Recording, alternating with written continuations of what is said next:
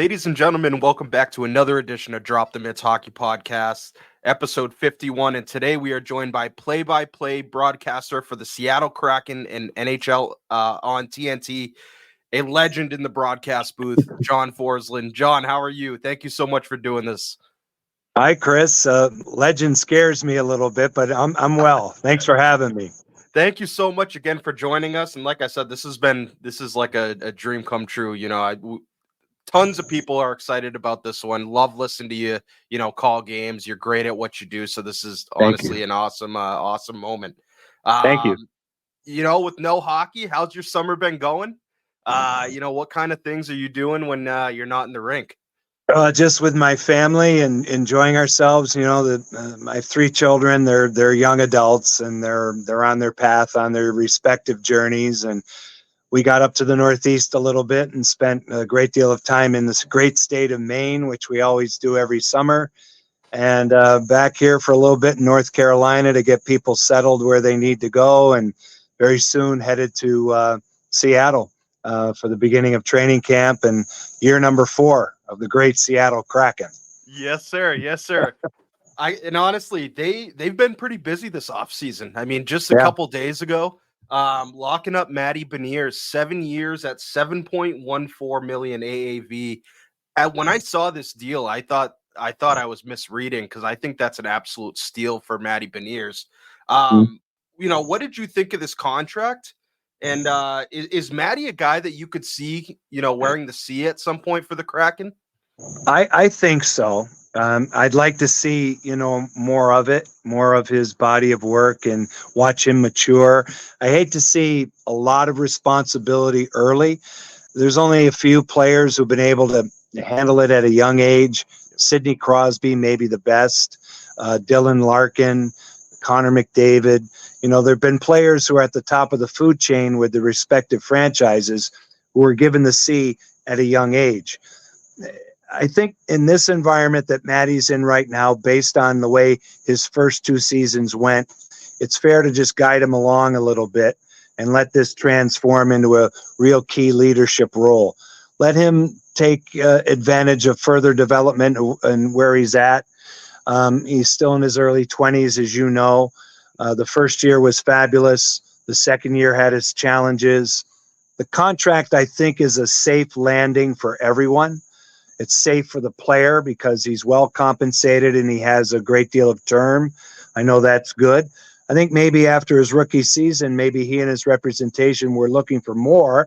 The way the second year went, I think it's settled to an area that's comfortable for both he and the team. And as far as the team is concerned, they don't have to worry about a bridge deal. They don't have to play hardball. They don't have to put the player in a position to hold out and put a lot of pressure on himself and welcome him back to a locker room that's just waiting for him to come if he were to hold out. Those are never good situations. As we all know, the Kraken have a new coach in Dan Bylsma.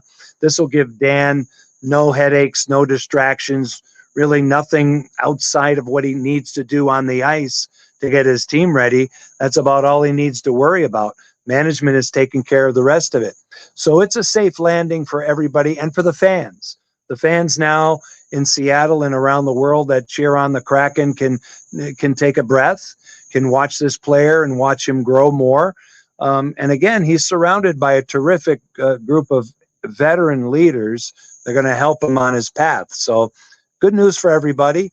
I think it's a rich deal now, but I think later, if he develops into what everybody believes he will be, then it becomes a bargain at some point, and it takes him through 2 years of unrestricted free agency.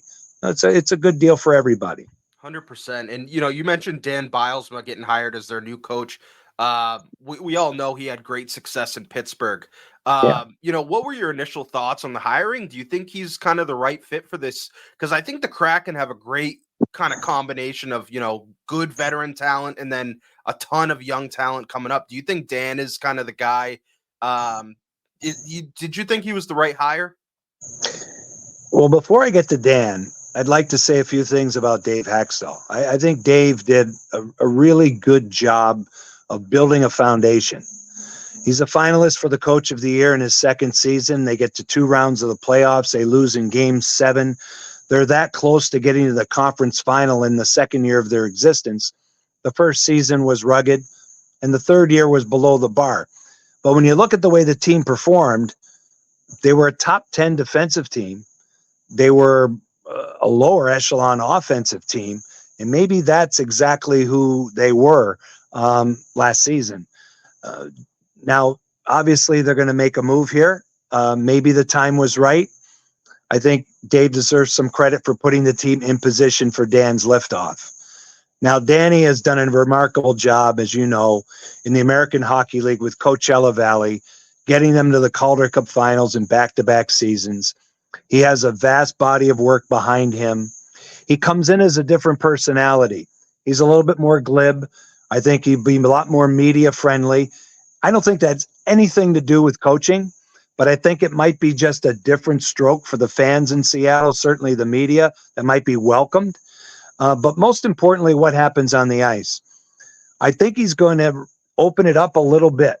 I remember when he took over the Penguins in 2009, the transformation they went through to reach the Stanley Cup final and get it done. He was at the beginning of all this North and South hockey. He was at this, get the puck up the ice quickly, play fast, all the cliches we all use today, kind of harken back to that era. He did a decent job in Pittsburgh, and then in Buffalo, it wasn't so good. Then had to, go to Detroit, be an associate head coach, and then wonder if he really wanted to do this again. And I think, the life that was given to him in Coachella Valley with this group of prospects that the Kraken have kind of re-energized him. So maybe he takes a blend of what he had and what he is now, and we'll see what that is come September and beyond. But I do know that the good thing about this is that he has a handle on the young prospects that now seem like are ready to matriculate to the NHL. The Kraken, you build an expansion team, you're going to deal off veterans for a few years, and at some point, you need to have prospects ready to go. Vegas kind of defied the odds, or defied the playbook, if you will, in terms of how they did it. We'll only know moving forward what Vegas is all about in the next 5 years. Did they bleed their prospect pool to get a Stanley Cup? Good on them for doing it. They'll have a couple of more kicks at it, but they're an older team and they've lost some pieces. Ron Francis has had more of a methodical way to draft, develop, and try to be competitive. Well, I think they've been competitive to a degree, but I think the market is demanding more in Seattle, and it should. Every team, based on ticket prices and the way the world is today, needs to win in every sport. So I think this is interesting, where this is headed. I think he'll provide a different method in terms of how he presents his system to the players, and maybe the players are ready for a different voice. That would be my indication. For sure. And honestly, John, I'm glad you brought up this prospect group, because in looking at this list of players that they have coming up, one guy that I loved watching, and I think he's kind of gotten a lot of slack throughout the past couple years, is Shane Wright. Again, he had a lot of buzz around him getting drafted 4th overall. Everyone was talking about, was he glaring at, in the Montreal table? There's been some rumors. How true they are, I don't know. Do you think he's a guy that can definitely make that jump this year, and prove why he was taken so high at number 4 overall? Depends on how we define jump. Sometimes jump for somebody will be a huge jump start. Will be this guy needs to be a top 6 player, needs to deliver points, needs to play in special team situations. You look at somebody like Connor Bedard, right? That's the expectation for a player like that. Connor Bedard, I think it's fair to say, is more generational than, say, a Shane Wright is. Although in the same draft position, every draft class is different. The players that we use, quote unquote, generational as a way to describe them, we have to be careful with. So we've had those over time. We've had Kane and Taves and McDavid and Crosby and these players.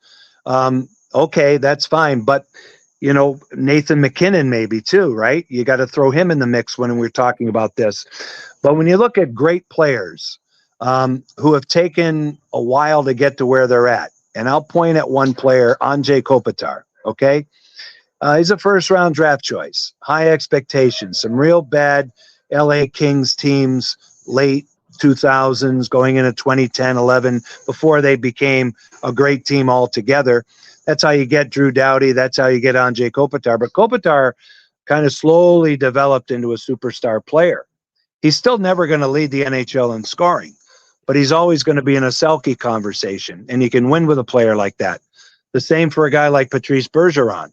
You know, Bergeron was never going to lead the league in scoring, but you're going to win. You're going to win with that player, and he's going to become, for his generation, maybe the best all-around player. I'm not sure until I see more of Shane Wright, who or what he is. I want to be fair to him. I want him to be able to grow. And the only way to let players grow is to do what's happened here. You know, good on the Kraken for recognizing that this is a player that was really confused. At the age of 14, he was given exceptional status, the next one, all of these different things. You know, then he gets in his draft position, and then COVID hits, and he loses a year. And then he was supposed to go to the Montreal Canadiens, and he doesn't. And he slips to number 4. And number 4 is a wonderful position for any player to be in. But it's like a catastrophe. And that's not fair, you know. And I think maybe he could be confused by it. His family could be confused by it. And certainly when the Kraken got Shane Wright the first time around, they looked at him and said, boy, he's not close. And we can keep him around, but is it fair to that player? So with the AHL junior rules, there wasn't a way to send him back to put him in the American League in his first season. He had to go back to junior, where he probably was in a position where, you know, he didn't need to be there. He's better than most of those young players, but that's where they had to put him. Last year, he was given a chance to play as a pro the entire season and a deep playoff run, and he did very well. Did he lead the team in scoring? No. They still had veteran players there that did the bulk of the scoring for the Firebirds, but that's okay. I think Dan has recognized where he's at, where he could fit this team, and I hope that's the slot. And then let him grow into what he is. I would think, based on the flashes that I have seen just on tape and certainly watching some of their games, and in his brief call-ups, there are flashes of brilliance. I want to be guarded with that, though. I want to be careful. I want to see him get through training camp first. For sure. And kind of in keeping, you know, talking about the young players, I was extremely impressed with the Kraken's draft. I mean, they got some real talented players. And in my opinion, they may have gotten one of the steals of the draft at 8 overall in Berkly Catton. You know, what's your initial thought? Another guy, Berkly Catton, that slips to 8, and then adding him to this young core with guys like Beniers and Shane Wright.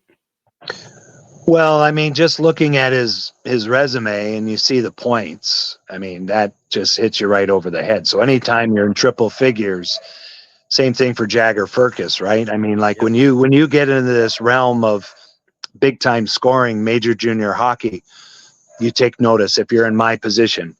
If you're also in my position, you learn after years and years of doing this that you really have to be careful with players until you get them in an NHL environment.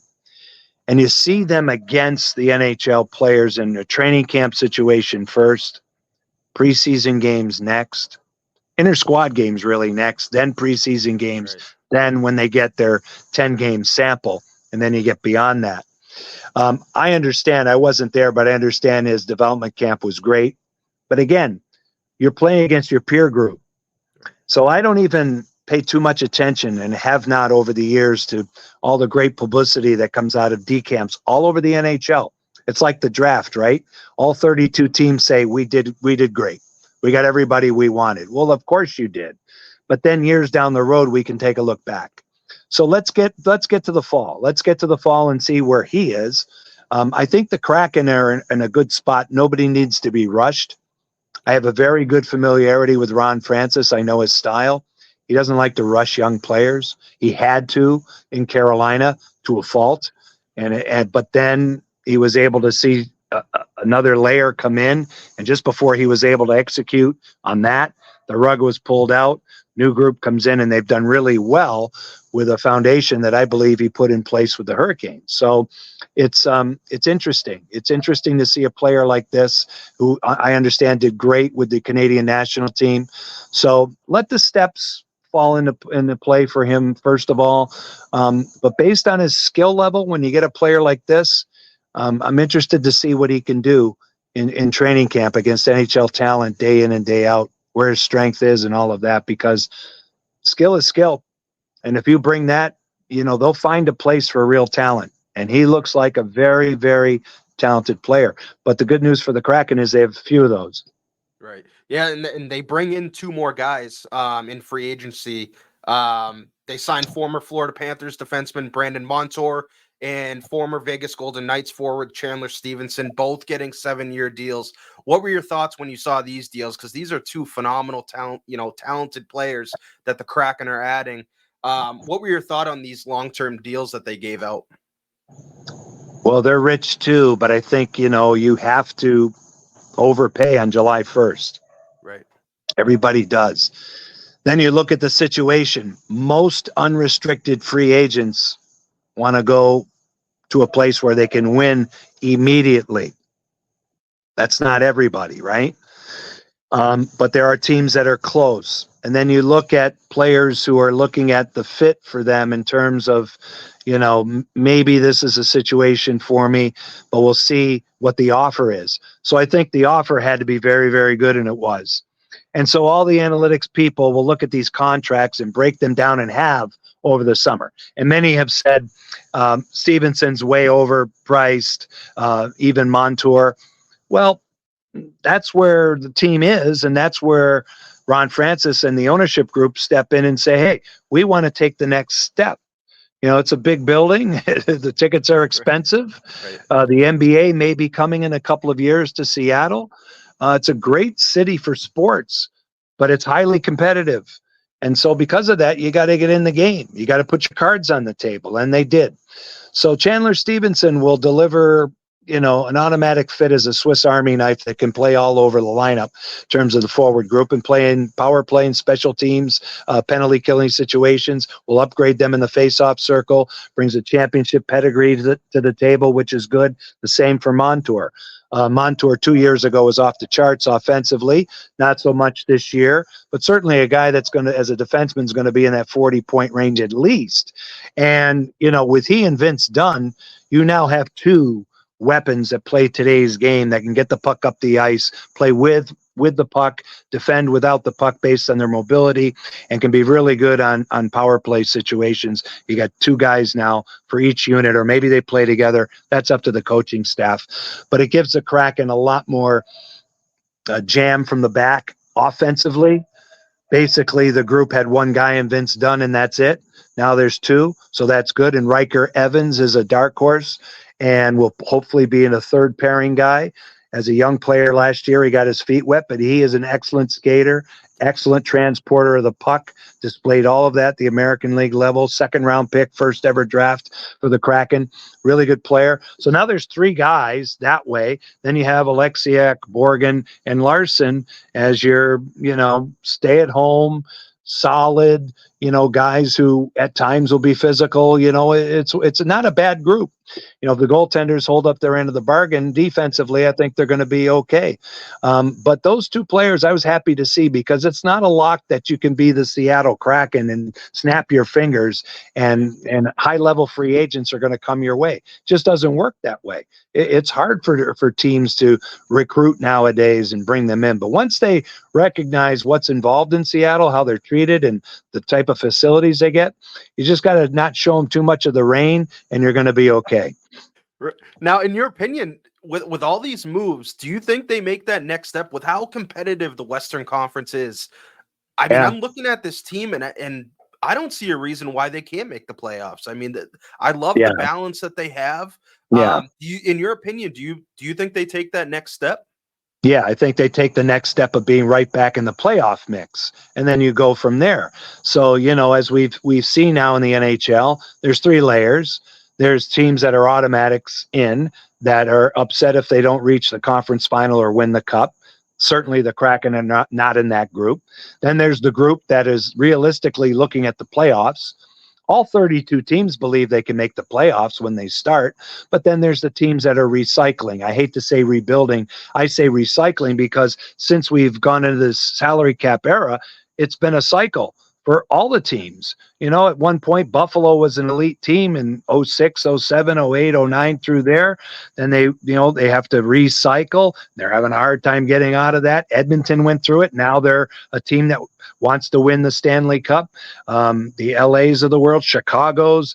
There's this cycle that goes into play here, and I would put the Kraken above that level in a division where anything is possible, including the Oilers, who looked so good last year, but heck, they had to go through a coaching change, as you know, finally get there, make this miraculous comeback and almost win the cup, but they've changed too. So's Vegas. The Pacific Division is pretty much a wide open situation, and the Kraken slot in very nicely, in my opinion. Yeah, I totally agree. And I want to pivot a little bit off the team itself, and focus a little bit more on your incredibly successful career. Like I said, you're an absolute legend in the game of hockey. Can you take us through what it's been like being part of an expansion team? Seeing the team built from the ground up, from literally just nothing, the team being assembled, and just seeing the game of hockey grow in Seattle these past 4 years. What has that been like, seeing that, each year? I've told a lot of people, and I'll tell you, Chris, that what we have here for me, this has been the best 3 years of my career. Okay. And my career, I've been very lucky. And I include the minor leagues. I had a terrific 7-year run in the American Hockey League, which led me to get a break in the NHL, not particularly in the job that I wanted at first, but it led me back to broadcasting in the early 90s. I've been lucky enough to be in television in the NHL since 1994, 94-95 season, and full-time in 95. And in that period of time, I had to migrate to North Carolina and go through an unbelievable experience of bringing the great game that the NHL puts on display every day to fans in a virgin market who learned about it, embraced it, and we see how that has grown. Over that period of time, getting to the Stanley Cup final twice, the team winning the Cup in 06, conference finals, the All-Star game, the NHL draft, growing the game in the community. I'm very proud of what happened in Raleigh in terms of what I did or what I was part of. But when all that went south on me, no pun intended, but when that happened, and in 2020 I had to make some life choice decisions, I was very lucky to be offered 2 positions in the NHL. And one of those was with Seattle. And the situation in Seattle was the door was open because I have had a great relationship with Ron Francis that dates all the way back to his days and the end of his tenure in Hartford. But Ronnie is involved in hockey, and more or less it was Todd Lewicki, the CEO of the Kraken, who talked me through a period that I had never been through in my life. Okay, I've been lucky enough to have basically 2 positions, the American League position and the NHL position, for my entire career until 2020. Now I was a so-called free agent in the broadcasting business, right? And I had no idea how this was going to work out, what this was going to be like at this stage of my life. But he convinced me this would be a great opportunity, and they offered me an opportunity of a lifetime to get out there. And since I've been there, I can't tell you how well I've been embraced by the fans. That's the first thing that I'll never forget. Number 2, how well I'm treated by the Kraken management and ownership, that they treat me very, very well, and I appreciate all of that. But to take the game here and to bring it into the Seattle market, where you already have Seahawks, Mariners, the Storm, the Sounders, you got all these different teams, University of Washington, you've got a terrific sports climate, and now you bring in the Kraken in what is the best building in North America, in my opinion. And here we are.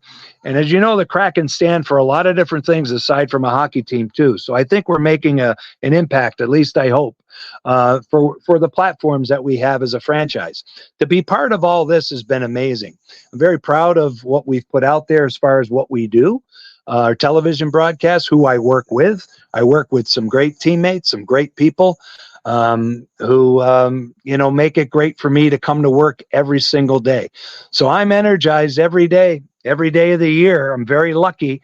I don't need to get a kickstart to get me going. I believe in what we're doing out there. It's all good. And the Pacific Northwest is as beautiful it is geographically. The people are that great too. So that's why I enjoy it. With you being a guy, like, again, you're from Springfield. Yeah. You lived in North Carolina. What was it? Was it kind of like a culture shock moving to the West Coast? Like, just a different way of life? Like, how was the adjustment for you as far as like just how different it is over there? Yeah, I you know what? Before I got there, and the odd thing about this is that I took the job sight unseen because of the pandemic. So they couldn't fly me to Seattle. They couldn't drive me around. They couldn't show me the plans for the building or meet them face to face. Everything by Zoom, which unfortunately it's great for situations like this, but it became such a norm. Right. During the pandemic. It was almost like, I don't know, we lost touch as human beings, right? But 100%. But starting with Jerry Bruckheimer, one of the owners, who took an hour plus out of his day to talk to me before I took the job, just about hockey, and he loves the game, and we had some things in common about how we grew up around being fans of hockey and how much our dads were part of us going to games when we were little and where this spark came from and all that. That was kind of cool. And then Todd, getting me in a position to talk to me about the area. And he has a great history with the Seahawks that dates way back. He was the guy who brought Pete Carroll to the Seahawks originally and turned that franchise around. So he is the Mr. Chamber of Commerce out there, and he believes in the Emerald City and the Pacific Northwest and talked to me about it. But I had no clue. The only thing I had a clue about was being a sports fan and watching Seattle over time. And I'm old enough to go all the way back to the 70s. Right. So I remember the Supersonics in the 70s and watching those tape-delayed NBA final games on CBS and looking at the Kingdome and hearing this crowd and seeing these people, and then watching the Seahawks and the 12s and watching this over the years and thinking about Lumen Field and like, wow, that must be an unbelievable place, right? And so, I don't know, I kind of had a feeling like I'd already been there, even though I hadn't, as weird as that sounds. And then once I got out there, it felt like home. It really did. Now, it's hard, because I got a bi-coastal home life. We're still based in North Carolina because my kids are on the East Coast. My wife is back and forth. We're not out there 365 days a year. If this was what we had to do in 97, yes, we would have been. We moved everything south to North Carolina. That was a culture shock going from New England to North Carolina in 97. But this one here was a little bit different. And then I saw all the stereotypes of Seattle. And I was like, okay, what's this going to be like? The rain and maybe somewhat of the political climate and all this, and what's involved here. I'll tell you what, it's not what it's depicted as, including the weather. I don't mind it. Yes, it rains a lot, but it's like Vancouver. You just kind of deal with it. And then when it is beautiful, it is absolutely splendid. It is unbelievable when the weather's beautiful. And the scenery is second to none with the Cascades and the Olympics. The mountains flank either side, Puget Sound and Lake Washington. I love it. I really do. But the people make it. There's a sense of community in Seattle that's real. And the rest of the world can take notice of that.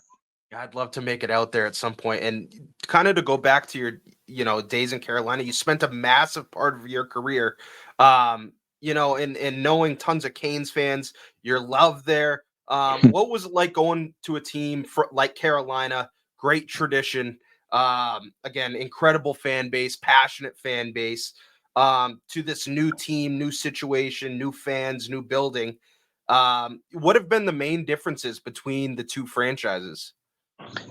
There's a lot of things that are similar, and I think the main difference in Seattle is there was more of awareness to hockey and the NHL, and a lot of it has to do with the generation we're in right now. You can consume any team, any sport, anywhere, anytime now if you want to subscribe and get on board. Whereas in the 1990s, you had to put a satellite dish in your backyard and get these things called transponders and get the links up. And most people didn't have that. So aside from national TV, we didn't have a lot of, national following for local teams, right? So that's number one. Number two, Pacific Northwest has hockey history that dates all the way back to the early 1900s with the Seattle Metropolitans, the first U.S.-based team to win the Stanley Cup. It's odd that the pandemic of that era was part of the Metropolitans' demise, and the pandemic of this era was kind of the lift of the Seattle Kraken. That's something to dwell on. That's not for me. That seems to be way out there, but it's interesting in 100-year span, kind of what happened there. But I think they've had the Thunderbirds, they've had the Everett Silvertips, the Western Hockey League. There's major junior hockey there. There's people who are hockey fans. There's Vancouver right up the road, Alaska, so there was more of that as opposed to Raleigh, where there were transplanted people coming down for new jobs in a new area, but there were a lot of people who had never even seen a hockey game, didn't even understand what it was or why the Hurricanes were in Raleigh in the first place. There was a lot of that. It wasn't an expansion team. There was no organized buildup. It was a migration. It was a transplanted team in 4.5 months. It was crazy. We had to play out of market for 2 years in Greensboro. It just wasn't organized like this was. This was season ticket base, waiting list, the first-class arena, first-class practice facility. All this stuff is in play to make it a place, a destination point for the athletes, most importantly. So that's kind of the differences. But the way I do my job is the same. The way I've attacked it is the same. I feel like I'm reliving a lot of that, which is good for my energy level, this stage of life. It's given me a real good spark. So I feel young, and I'm surrounded by a lot of young people there who are working for the Kraken, who are trying to build this. And it's a lot of fun for me. You mentioned we're in a completely different day and age, right? Where social media is big. You can follow any team, any network. Has the increase in fan interaction on your social media platforms, has that changed your approach as to how you broadcast or how you kind of approach your job? To say that I'm not aware of it, some people do, right? They say, well, I'm not on social media, I don't pay attention. I do. I mean, I really appreciate everything that's said, positive, negative. The support is really humbling, and I appreciate that.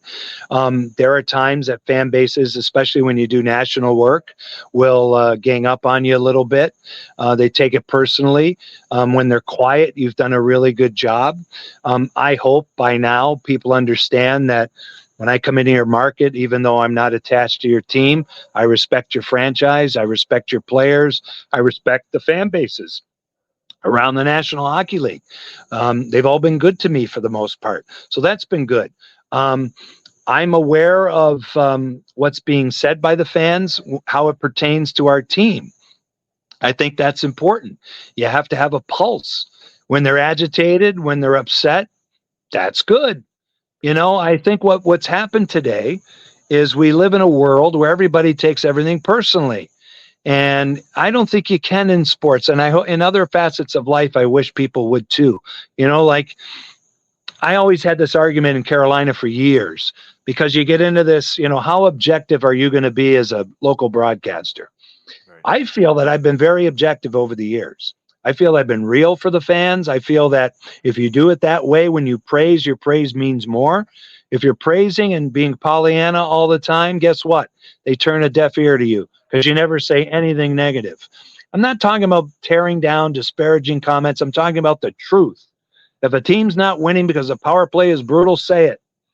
Say it needs work. It's a challenge right now. It's not up to speed. There are ways you can say it, but sometimes I'll pay attention to what the fans are saying, because I might say they're right. I might say they're off base, and maybe I can help them understand exactly what's going on through my eye. I'm privy to a lot of different things. I get to talk to players. I get to talk to management people, coaches. I understand where they're coming from. The fans don't always get that. But the fans today, Chris, are very educated because you can get online and do as much work as I can do. There was a time where I knew the Montreal Canadiens depth chart, and maybe at this time of the year, and maybe some of the fans didn't. But now we all do. Now you just get online and there's sites where you can get this stuff and you can be as informed. So I have to work hard to stay informed. I don't mind social media. I kind of like it. I don't necessarily tweet about getting up in the morning and putting my pants on. That's something I don't get. I'm not into that. Right. I'm into showing where I'm at. I'm ready to do my job. Here we go. You've seen those tweets. And every once in a while, I'll say a few things. But I don't get involved in my own opinions on life because who the hell cares? That's the way I look at it. 100%. You couldn't have said it any better, John. Got one last question for you.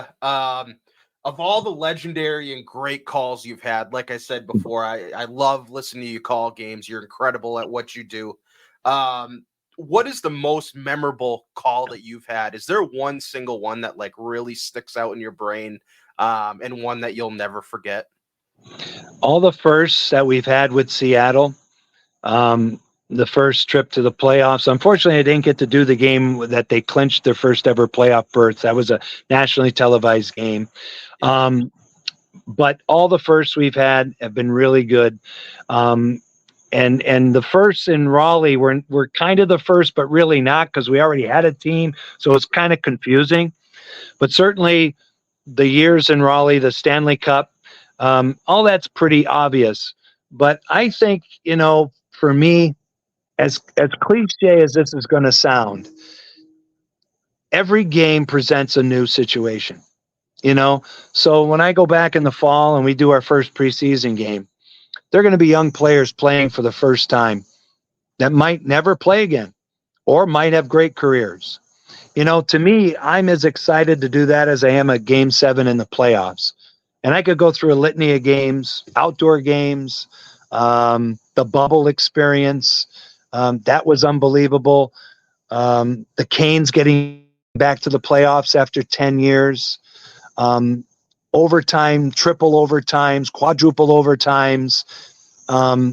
They're all there. David Ayer's game in Toronto with the Hurricanes.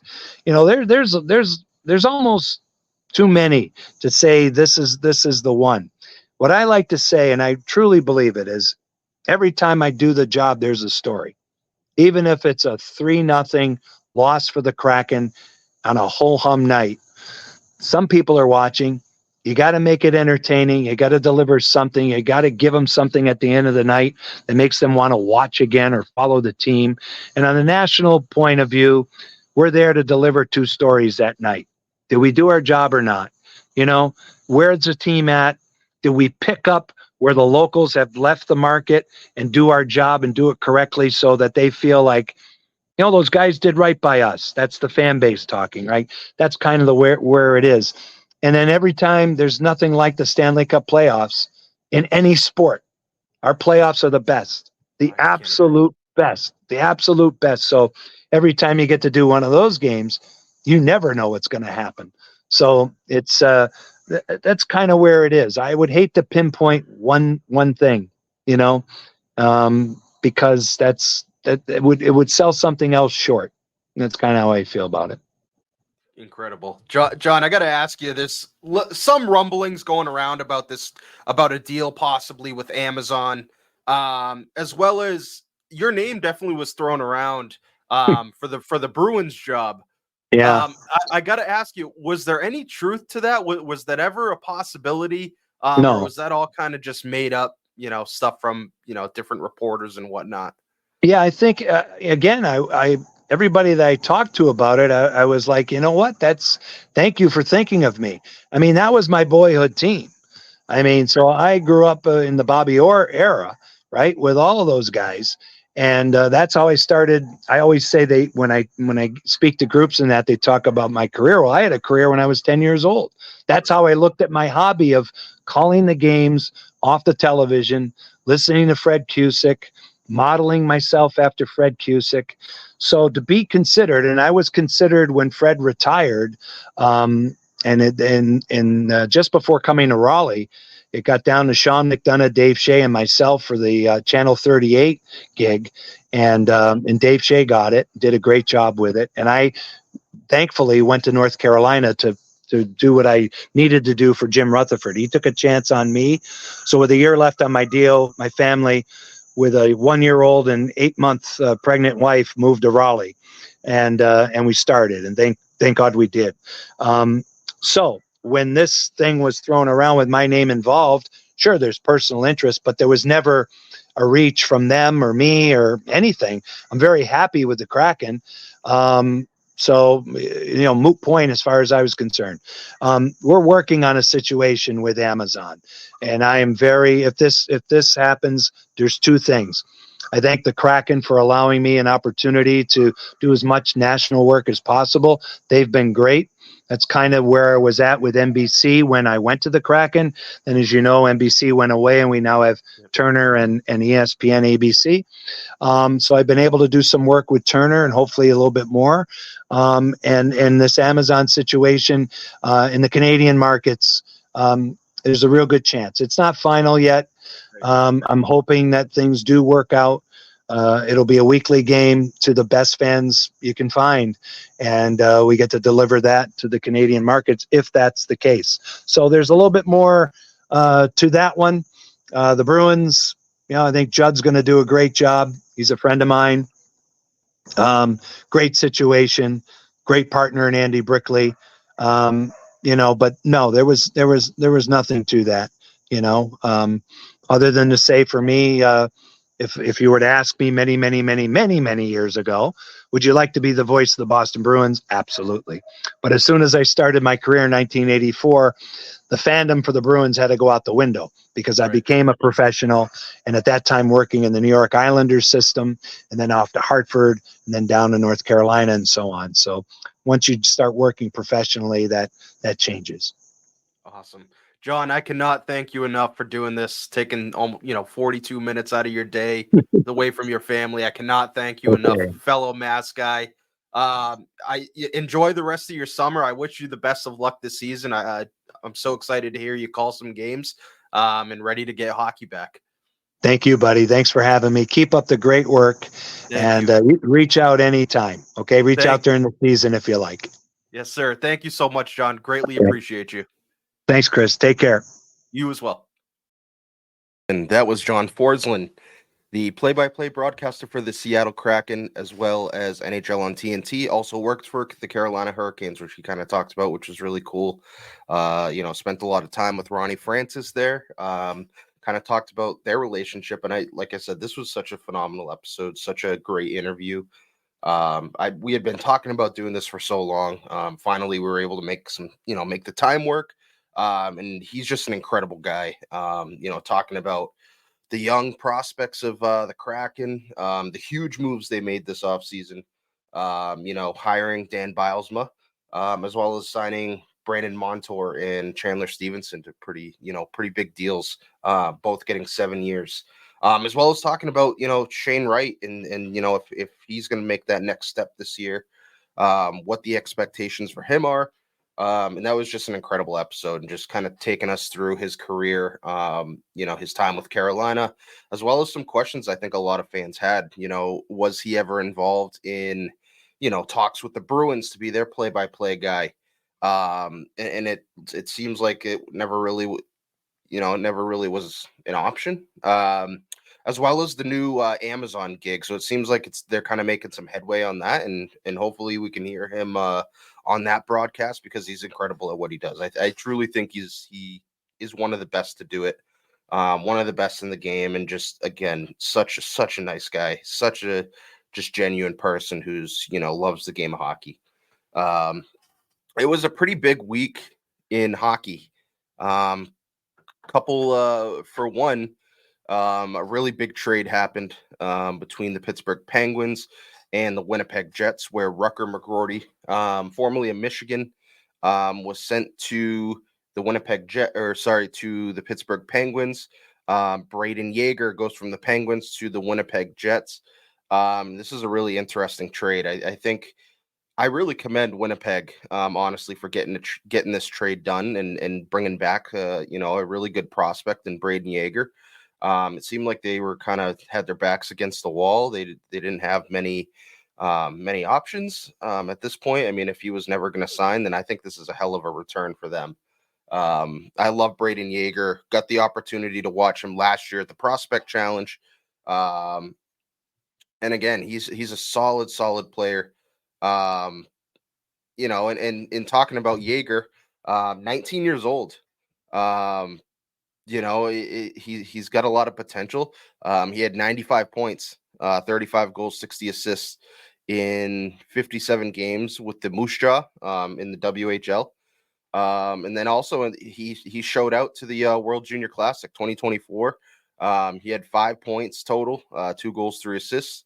And again, he's a solid player. He's going to really add some depth to this, some prospect depth to this Jets team. I think he's going to be a good fit. I'm a huge fan of this trade again for Pittsburgh to bring in a guy like Rucker McGroarty. Solid player. I mean, he was selected 14th in the 2022 draft. And again, ninth among NCAA players with 52 points, 16 goals, 36 assists last year, just as a sophomore.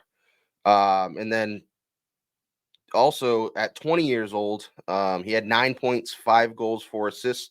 And he also was the captain of the United States in the IIHF World Junior Championship, winning the gold medal in that as well. And again, I can imagine how much of a difficult decision it was to, get rid of trade McGroarty.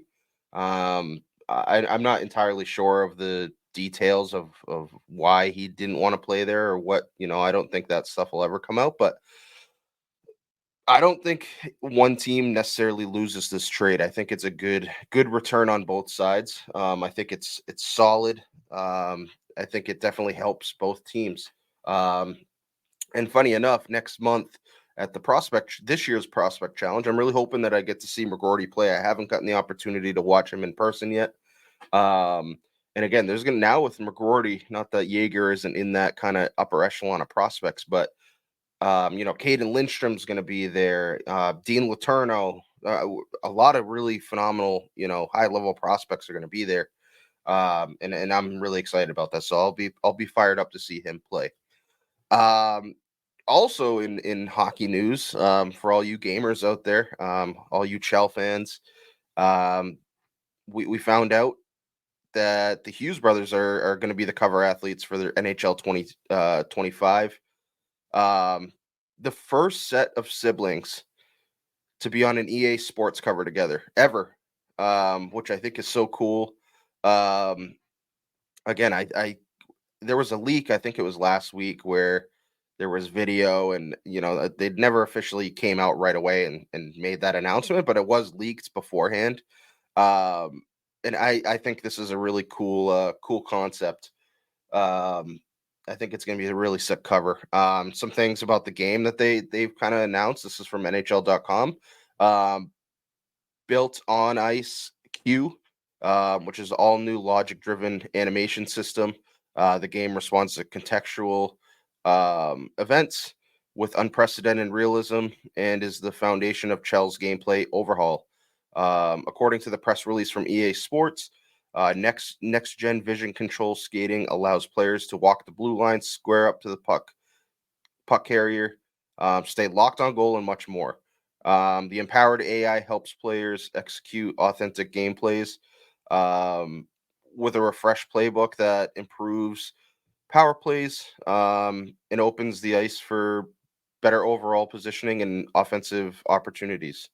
I'm so excited for this game. I always get so fired up every time Chell comes out, and I addicted to it for the first however many months. The one thing I really hope that they bring back, and I've seen a lot of other Chell players who have been playing this game since they can remember. I really hope they bring back GM Connected. There hasn't been any talk on it. They haven't announced if they're going to do so. But I'm extremely hopeful that they will do that. And again, I think it's coming out on the 27th of September for the early access. Best believe I jumped on that. And yeah, I'm super excited for this game. That kind of wraps up the hockey news as far as this week. I'm sure we'll have some, every week we're getting closer to hockey. So super excited about that. We're getting closer. We're getting closer. And yeah, it's been a long summer, but we're ready for hockey.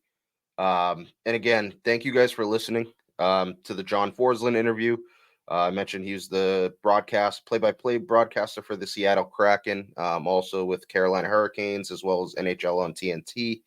And again, he's a guy that he's one of the legends. I mean, when you think of just hearing his experience dealing with a brand new expansion team, it was so interesting to kind of see that thing be built from the ground up. New city, new players, new management, new everything, new arena, and him talking through the process of kind of building that up, and getting to be a part of it was super interesting. So again, thank you guys so much for listening. This episode has been brought to you in partnership with Primetime Productions. We mentioned we're back with those fellas, after some time off. Happy to be back. Had some great talks with the boys, and couldn't be happier to be back. So yeah, that wraps it up for this week's episode of Drop the Mitts Hockey Podcast.